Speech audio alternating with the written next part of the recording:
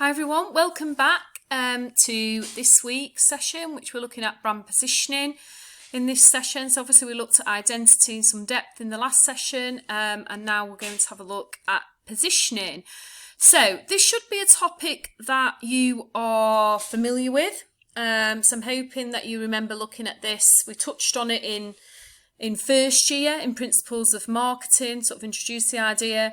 We talked about it a little bit more in Scott's module last year in Strategic Approaches to Marketing. And for some of you, that'll have been the year before if you've been on placement. So we're now going to think about it, revisit it again, but also sort of why it's important in terms of branding, because there's an important relationship between the two. So positioning is about creating an image in the minds of our target customer. So hopefully, having watched the last screencast where we've talked about brand identity and image and creating those perceptions in the target audience's mind, you'll start to think, oh, right, okay, I can see that there's a link here. Now, for me, the way I sort of think about positioning is it obviously exists in the customer's mind, which is why I've got this little light bulb diagram here to show you. So it's not something kind of tangible that we can touch, but it's when a customer thinks about a product category, they will think about all the different brands in that category and they will sort of have them kind of relative to one another. And for me, that's the important point. So if we think about what we talked about in terms of brand image last time, as an image in the customer's mind, those associations, those perceptions they hold, and now we introduce the kind of relative factor of the competition, okay? So it's kind of like brand image with the relativity of the different competitors in the market. So we know that when customers think about product categories, they'll think about all the different brands, but they don't think about your brand in isolation. It's always going to be relative to who you're competing with.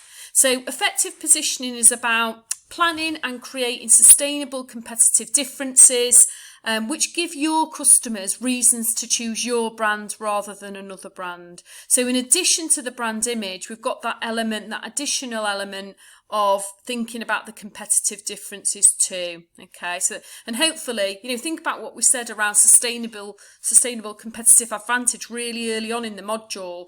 And here we're sort of leveraging that sustainable competitive advantage in terms of our positioning strategy and giving customers a reason to choose us, because we know customers have got lots of choice in every category pretty much. They could choose there's a proliferation of different brands they could choose, and we want to give them a reason to choose us.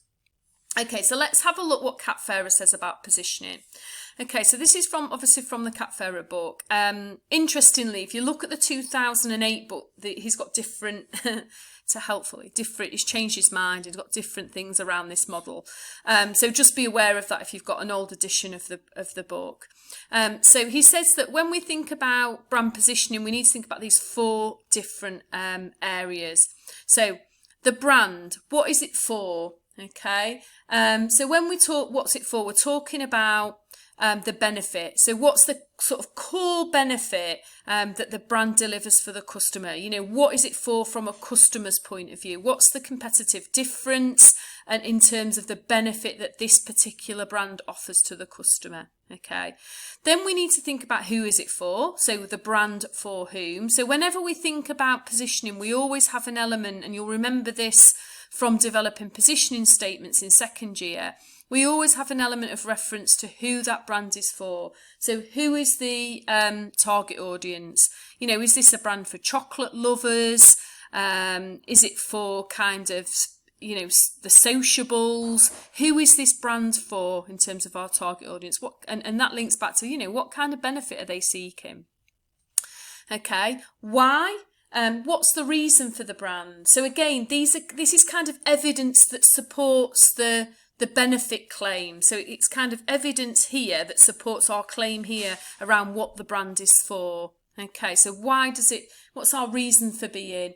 This poses questions for thinking about the kind of promises that we're making to the customer, and therefore what the customer's expectations are likely to be. But also points of difference can be referred to in the why. So, what makes us different, I guess, to some of the other brands that we're competing with. So what makes us distinctive? Remember when we looked at brand equity for Apple in the seminar, and Ritson talks a lot about that distinctiveness. He argues uniqueness is kind of not really that possible or sustainable, but we can be distinctive, we can be a bit different, and that would feature in our why element here. And then against whom? So as we've said already, positioning is about our relative perception. So who are we positioned against? Who are the competitive set? Who else would we be against in a customer's consideration set? Can you remember that consideration set we talked about in terms of brand awareness and moving into the consideration set? So who would we be in a competitive set with? Who are our key competitors that we would be up against? Okay. Who are we going to win customers from in terms of those other competitors? Now, those are the things we're thinking about in terms of our positioning strategy. So Kat Fair is saying these are the things we need to consider and talk about in our positioning strategy. But what determines whether we are being effective or not? So let's have a look at Laforette's model. Now, I've bumped some of these together. She actually talks about them each individually, but I've bumped them together just because I think there's a little bit of overlap. So Laforette argues to be effective in terms of positioning, we need to do all of these things. So first of all, our position needs to be relevant. So it needs to have a clear vision and a concise meaning for the customer. So if you think about Disney as an example, it's really clear and easy for customers to make sense of and understand. It's got a really simple proposition, if you like. So simple brand meaning. It's fun. It's imaginative. It's kind of dream-esque in a way, isn't it? Pretty much everyone would share that kind of clear understanding of what the brand's position is and what it's about. Okay, so again, it needs to be distinctive, as we were saying on the last slide. It needs to have clarity. So we're differentiating from our competitors. We're showing that we have some sustainable competitive differences in our position in the market. But being different in a way that's relevant, as Kotler would argue. It has to be different in a way that's relevant to customers and interesting to customers, not just different for the sake of it. And that position needs to be very clear and undiluted. And that's achieved through other elements that we're going to talk about. So that means not on one day saying we're about value for money and on another day saying we're sort of the premium end of the market. So it's being really clear about that. And that leads us nicely into coherence. But at the same time, it's got to be easily understandable, like the relevance. So coherence is something that it makes sense to the customer. So it's through coherent communications that are really consistent across all of our platforms. Okay, so I had a client that I worked with a few years ago on their kind of brand image and positioning, and they wanted to be very much be positioned at, they were a dental practice that wanted to be positioned at the very kind of top end of the market, very premium, attracting sort of private paying clients. And one of the things I said to them is that means everything about your brand experience has to be coherent with that. You've got to be committed to that position in the market. So when somebody comes into your waiting room, the chairs that they sit on have to be premium. They have to be the highest end, nice leather chairs, the magazines on the coffee table. So every aspect of that experience has to be consistent. And we undermine our position when we're incoherent here. So if you look at a brand like Thornton's that, was very much at one time positioned at the higher end of the market. They had their own shops that were like chocolatiers. They were sort of setting themselves out as being very distinctive compared to their competitors like Cadbury's.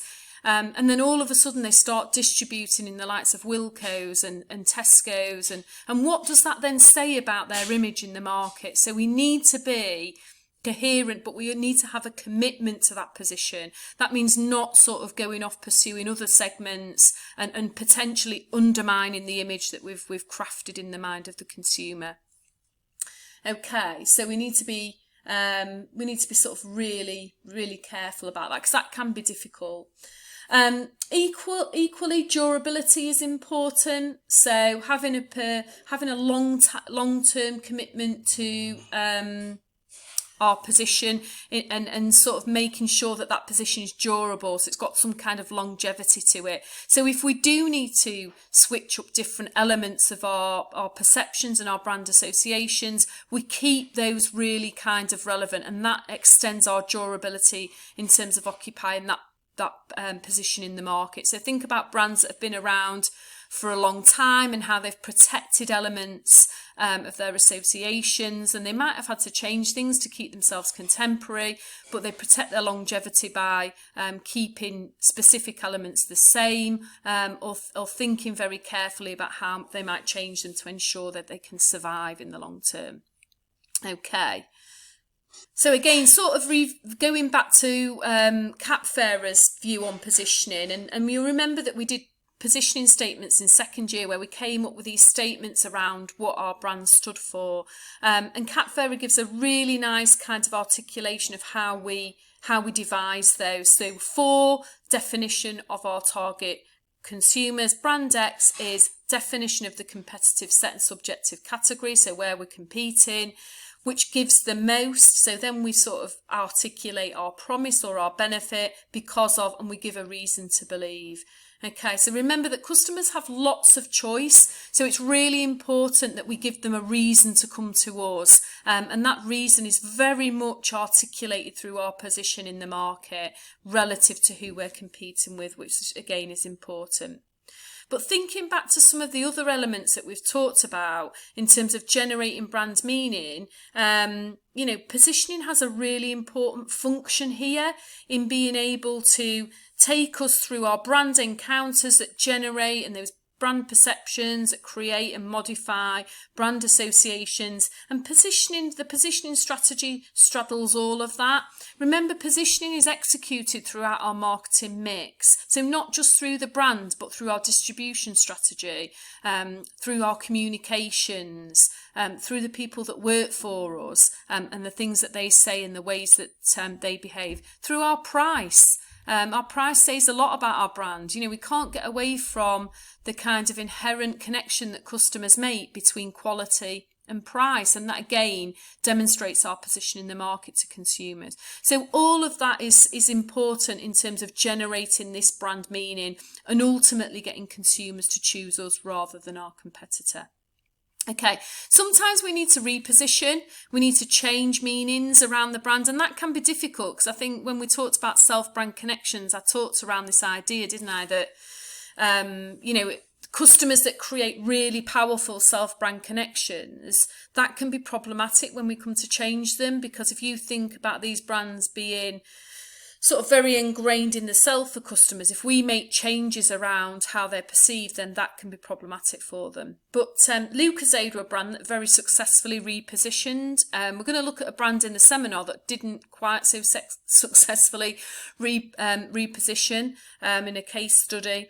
But, I guess this is because, the more we think about it, Lucozade started off as a brand that was only sold in pharmacies. It was actually invented by a pharmacist who wanted to create a product that his children could consume when they were recovering from an illness like flu or a cold. So very kind of relevant in today's climate.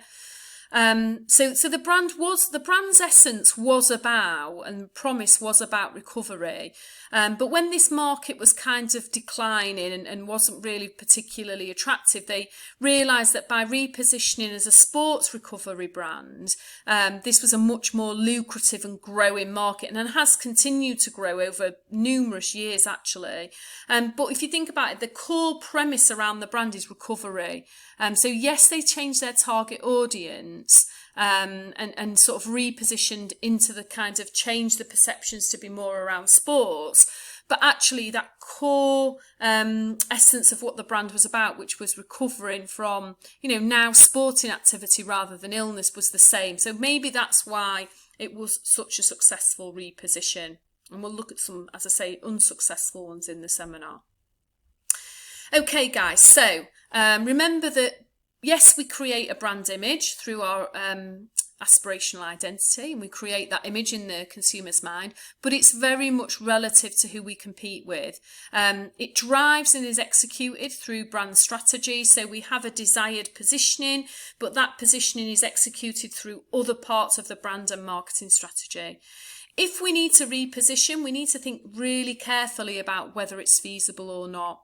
Are we changing what the core benefit is, what the core of the brand essence is, and therefore are we going to be able to successfully do that? And it will require a huge amount of sustained marketing communications and change to the personality, which is something we're going to talk about in the very next screencast.